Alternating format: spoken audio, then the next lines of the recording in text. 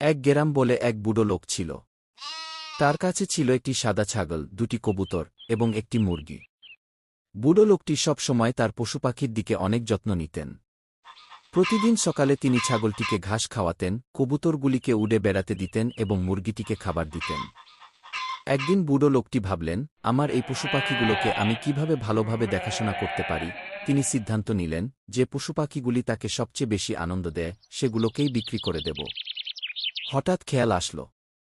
তিনি প্রথমে ভাবলেন ছাগলটির কথা।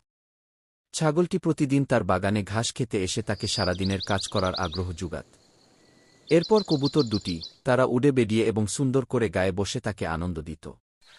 অবশেষে মুরগিটিকে ভাবলেন, কারণ মুরগিটি সকালে তাজা ডিম দেয়। এভাবে তার পশুপাখিগুলির ওপর খুবই ভালোবাসা ছিল।